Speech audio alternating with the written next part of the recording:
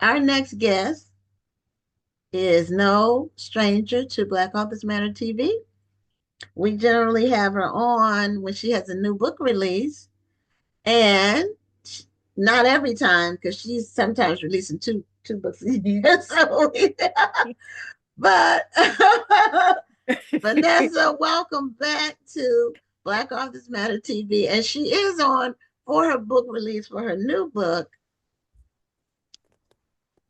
A Wager at Midnight. And it is book two in a two-part series. Yes, ma'am. Now, is it two parts um, total, or is it book two and there are more books to come?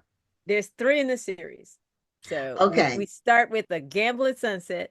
The right. new one is A Wager at Midnight. And the book, which will be out next year, is A Deal at Dawn. Okay, so you got sunset, midnight, and dawn. That was the connecting thread for the Yes. series. You know, it's interesting how people come up with threads, connecting threads for Yes. Yes. books. Yes. And they're all clever, you know. It's a clever twist. We Now did tried, you but this one should have been called A Wager at 10 p.m. because I did a midnight release. That was hard. so did you do a live event for your midnight release? Yes, Did a so live we virtual event? no a live event. Oh, you So did a live in-person event. yeah, I cooked because if I'm gonna have you out at midnight, I gotta feed you. So we met. Readers came to the Bookworm in Powder Springs, Georgia. It's a beautiful bookstore. Julia is the owner, and They decorated the entire spot with just, and we had crafts and we did everything. Everybody joined at 10:30 p.m. and everybody stayed until like 12:30 a.m. And so we rang in the book at midnight. It was a lot of fun. Oh, okay. That's now this was on release day, On release, which was yeah, last Tuesday, I believe, last wasn't it? Tuesday.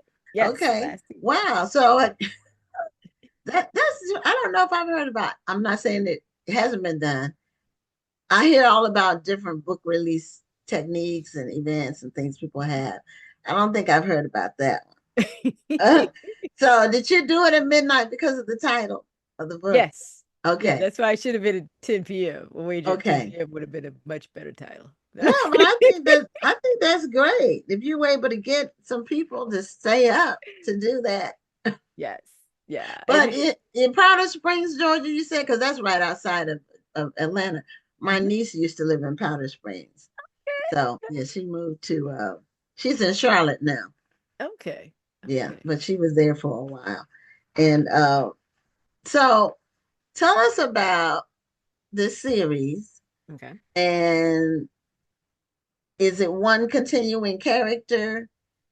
Is it So what is it? What is the common thread that connects them all, other than the time of day or a state of yeah. I guess weather or existence or time, state of time, the So sunset, the midnight, and the dawn. y- So, yeah. So the whole series is about the Wilcox sisters. So in book one, you meet Georgina Wilcox. In book two, it is Scarlett Wilcox. In book three is Lady Hampton, the eldest sister, formerly Catherine Wilcox. She's Catherine Wilcox Palmer. She's a widow. And so the whole bet is in the very first book. Um, Lady Hampton, when she was younger, was involved with the Duke of Torrance. Let's put that way. They were involved, is what you know. And she can't stand him right now. The Duke of Torrance is black. He is Russian and he's also English. So he's biracial. And this follows the true history of Ganabal, who was adopted by Tsar Peter. And he was an enslaved young man who's brilliant. The Tsar adopts him as his godson, and so starts the Ganabal line. And Queen Elizabeth's uncle is actually related to this line. So when I found all that, I was like, we got to put some connection into the book. now where do you you always write about some real obscure people? Yes, Real. I don't mean right. real obscure. I mean real obscure people. Well, they're So where do obscure you for a find these reason, though, obscure right? people? Yeah. See, How do you this where do you find them? the some things come to you. So when I'm looking for something, like I'll be looking for something specific, and all of a sudden I'll see a an advertisement in an old newspaper clipping, or I'll run into a scientific paper, or I'll run into the court proceedings of a famous case. And so I'm a firm believer, when you find some goodies, you screenshot it, you download it, you will never find it again when you're looking for it. And so I have these files where I Well, just that is keep. true. Woo! There are whole storylines I could have done, but I was so busy, I can't find it anymore. And there's stories that are just, yeah, you can't find it. So my whole thing now is, if you see it, you copy it and just store it away. And someday you'll be able to use. So I go in this little file and folder, and I look at pictures, and I look at little snippets of history, and I'm like, what would be a good story that's going to make people laugh, learn something, get a deeper understanding of our whole story? Because our whole story is not just enslavement. There are other Definitely not. aspects Mhm. of our history. When they say we were kings and queens, we literally were kings and queens. That's not a fairy tale. And then you've got like the kingdoms and queendoms in Haiti during the time of the Regency. So it's like there's so much history we don't know. And if I can just do a little bit to enlighten some people, I'm going to do it. So we have the Duke of Torrance. His loser best friend who married Catherine is dying in the first book, and he's got to confess, because when you die and you got to confess everything. So the Duke comes, he doesn't want to come, and he hears that this man has lied to the woman he loves, Catherine, the oldest sister, and he figures out why the oldest sister hates him. And so he really just wants to kill Tavis, even though Tavis got like 5 more minutes to live. He really want to kill him there, but that would be bad. Not hero like at all.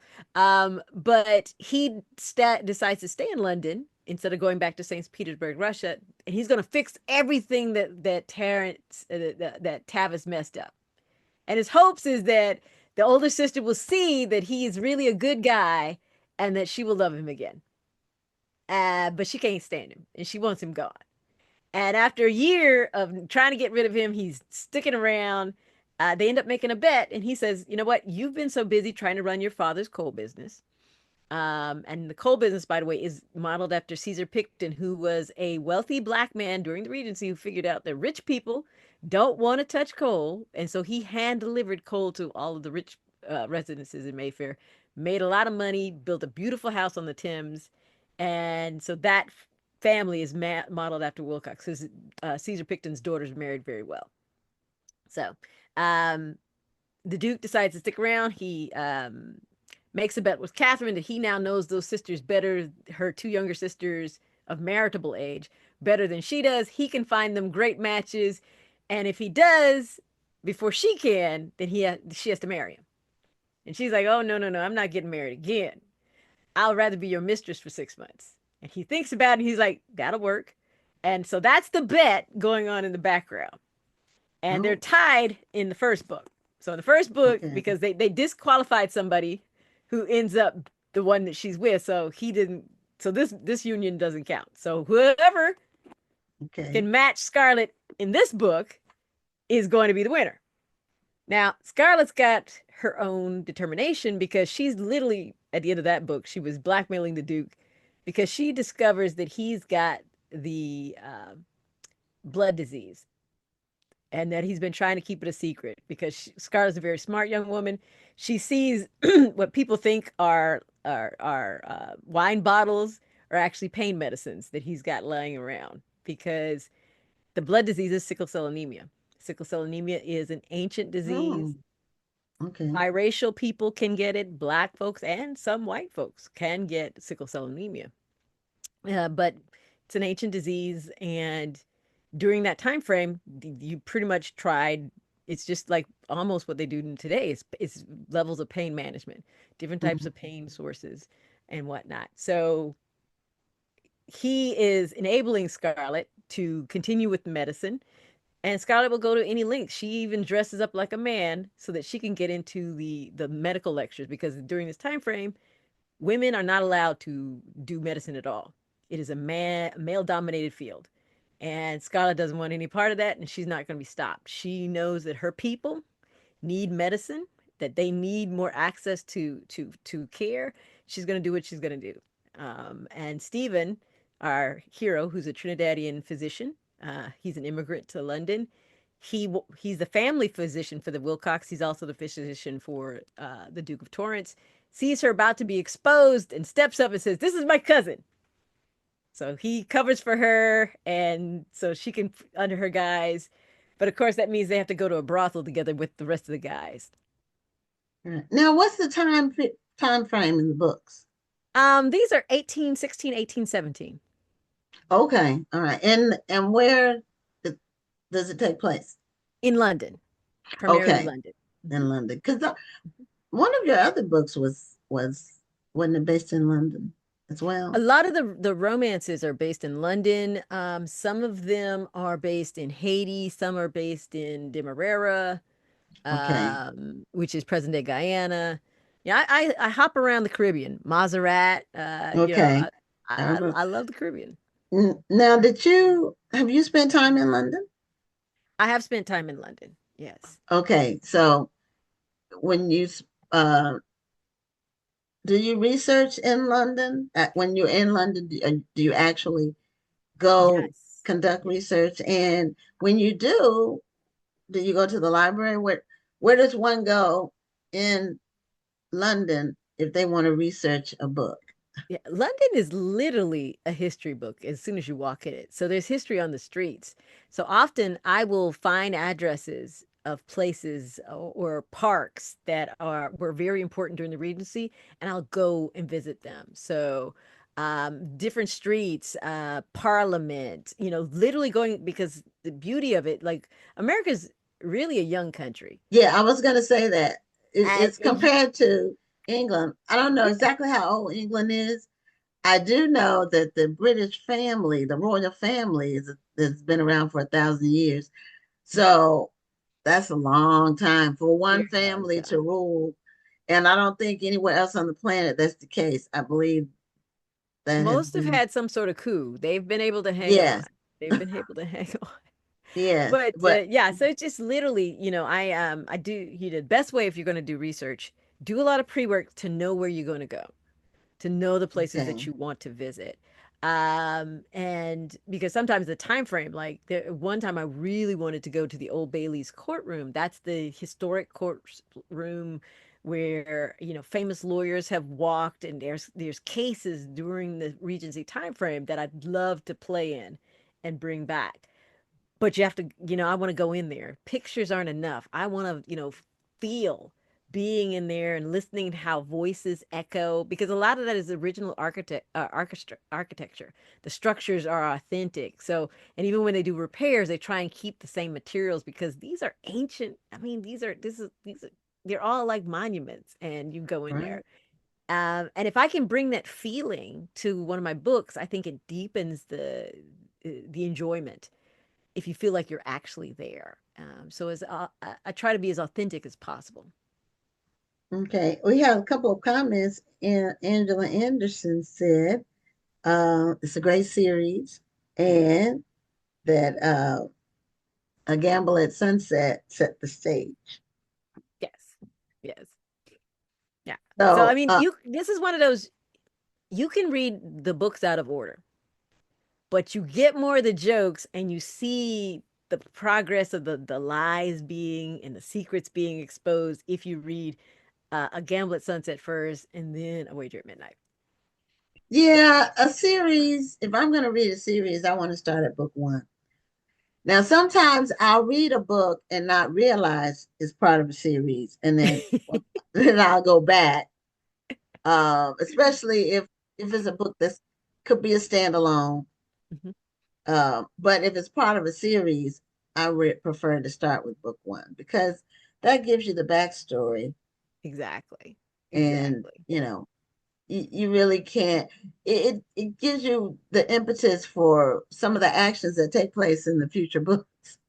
Exactly, Why exactly, people did what they did, or why they went where they went, or somebody in the previous book died and it was impactful, but you didn't know it if you didn't read the first book or the previous. exactly, exactly. So, now I have a question about the courts in London.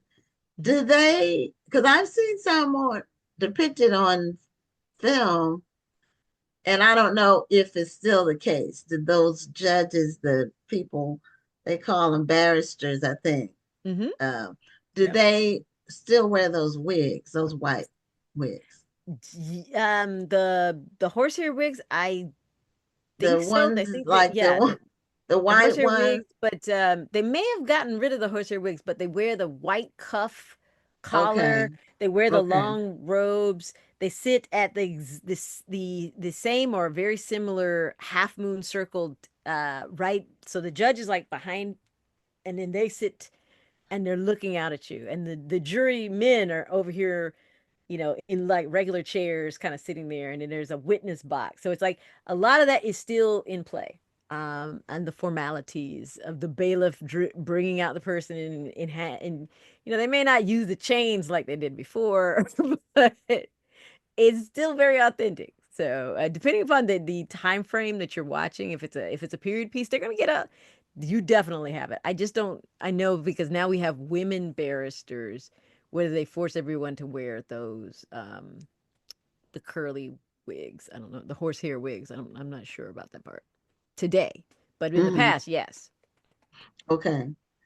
Now the gamble at sunset. Hmm. Did you, when you wrote that, did you know you were going to be doing three books? Yes, yes. Okay, you did. Kensington bought a 3-book series. Oh, okay, okay. So when you were deciding how to create the three books, Mhm. it's three sisters, so that's basically what you used Yes. as a feature for each one. Yes, 3/4 sisters, but Okay, one alleged sister. Y'all understand what I'm saying? One alleged sister is really young. She could be somebody's daughter. okay, okay.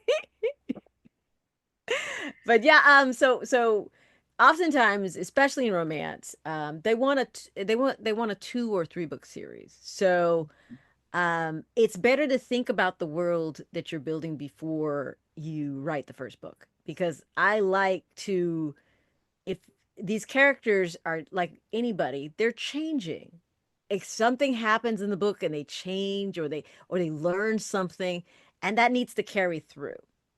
I also love to put mirrors, so to speak, in a book. So some characters mirror each other; they're on the opposite sides of the mirror, so to speak. So if somebody is against sort of this, and they're against this, and all of a sudden something happens, and they go onto the other side of the mirror, and they see why this person was so against whatever it was, and now they have empathy, because I think the world lacks empathy, and I want you to gain from these various people, these very different, very strong characters. I want you to gain the empathy that I think the world lacks a little bit, when you're reading these books. But you got to go in with the whole. To me, you got to know the whole world. One time, I was writing for Entangled, and they wanted a fourth book, and I was like, there was only 3 women. What do you mean a fourth book? And I had a throwaway line in one of the books about one of the characters having a sister. So that became the fourth book. Okay. But that is just pure happenstance. God loves me. And because normally I'm like, I planned this out. What do you mean I need a fourth book? It was a 3-book series. So, Now, how do you go from writing those epic masterpiece books about real people to mhm. writing romance? It Okay. seems like it's one side of the brain versus the other side of the brain. Well, How, they're all different types of sagas, right?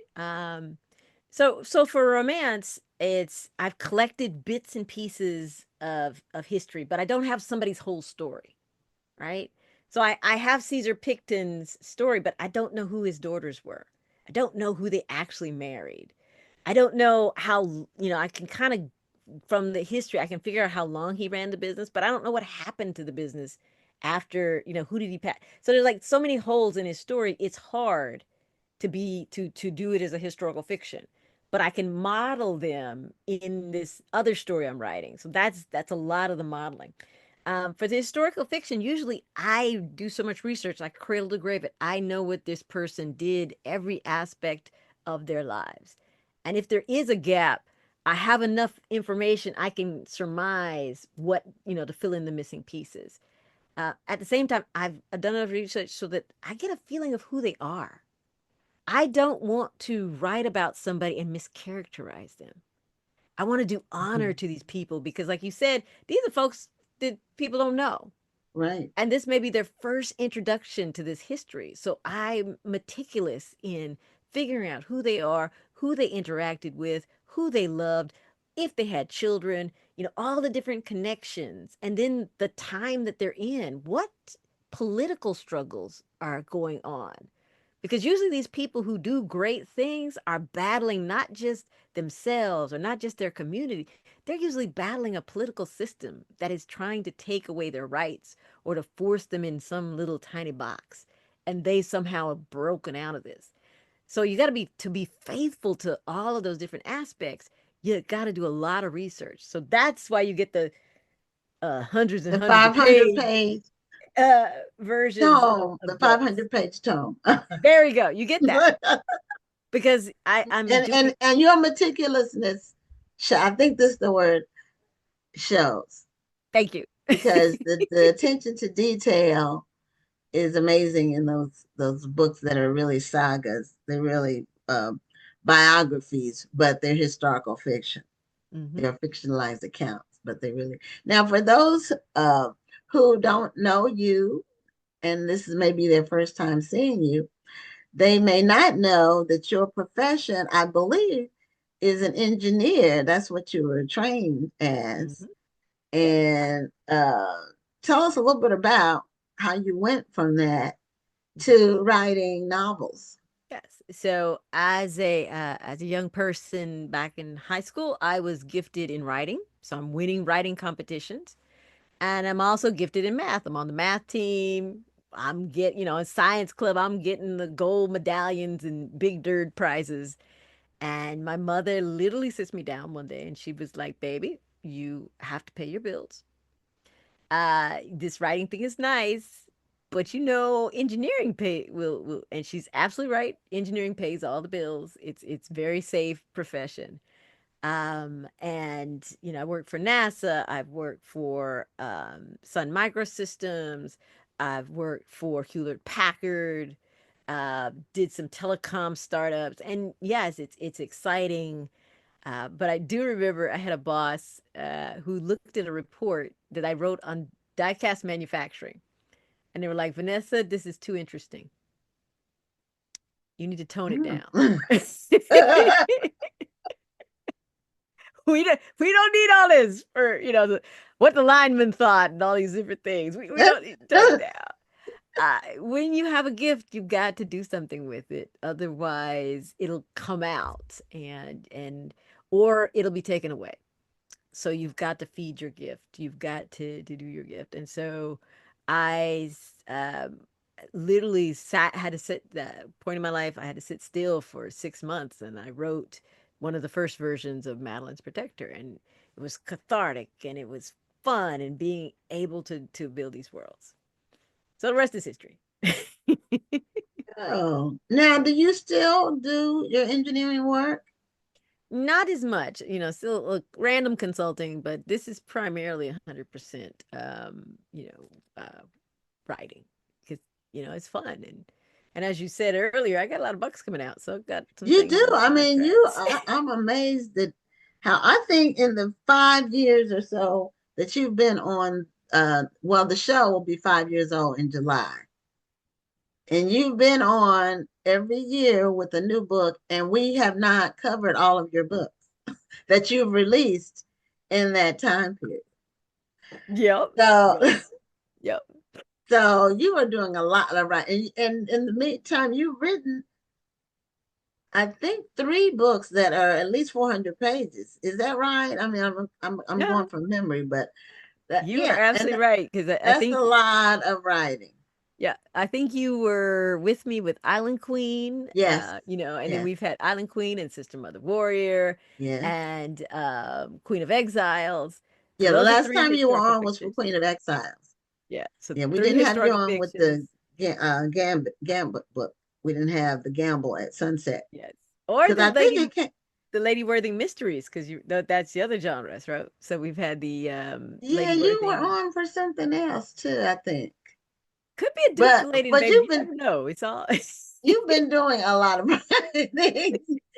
So I'm just amazed at how you're able to produce so many words. I mean, it's a lot of words. And and I say that as a fellow writer. Um, I'm my gift is more uh to be generally succinct, but I don't know if I could write like how many words is 4 to 500 pages? You're looking at what Maybe a 125,000. hundred, maybe 100,000 to 120,000 word story. Okay. Yeah, I don't know if I have that many words on any topic. And my two novels, they're like 70.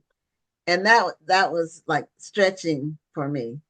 Because I generally do shorter pieces on research topics, Hmm. topics of interest to me. Or like with my children's books, children's books are like 1,000 words. So that's a quick write. It's the illustrations is what Mm. take the Takes a time. minute. Takes your Mhm. time. Yeah. I Yes. No, I I'm pretty prolific. you I are. write every day. So I'm Okay. training myself like it's a muscle. Okay. And when you write every day, and it could be just as little as 100 words a day, Mhm. but that makes it something you have to do, something you cannot not do. And so you get all your senses, everything engaged so that I have, deadlines are real. I signed contract. This book is Right. due Right. at a certain time frame. Um, Right. by And you writing don't every want to day, try to do it all. You can't. Something like that when you need that many words, you can't like put it off and try to cram it all in 2 weeks. It's not it doesn't work like that. no, no, It, you it cramming is hard because like, yeah. I like to run themes through the book. So I like to tie things together. And if Mhm. you cram, you may not necessarily get all the themes or do as much as you would want to do with the book. Especially in the historical fiction. There's so many things I want to make sure that are said, in addition to honoring these people's lives. It may be a way of showing people how to resist under, difficult circumstances, showing people how to be resilient or how to navigate a world that may not necessarily want you to succeed. A lot of these women, rose up from nothing, and were at the top of the world or top of their world at certain spaces in time. Stories we need to hear so we can be encouraged so that no matter what happens, we know we can survive. But to give them justice, you've got to thread that through the story so that Mhm. so that what a reader gets, that's the message, or one of the messages of the thing. So I would rather write a crappy first draft and get it done and then go back and edit that guy and smooth it out and work it and spend my time in editing than I Okay. am in the official first draft. And I think many writers get stuck finishing that first draft because they're trying to Okay. make it perfect. And I'm like, no, don't just get to Just the end. get it out there. Get Get it to get it. the end and Okay. then edit it into perfection because you can't Okay. edit a blank sheet of paper.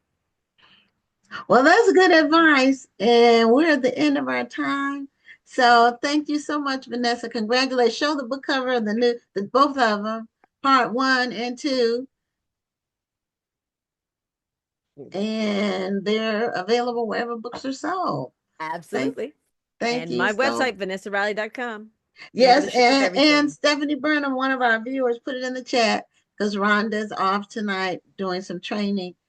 for work, so she wasn't able to be on the show tonight. Tell her I said hello because you I guys are will do always so cool. so. Thank you so much. Good Bye. night.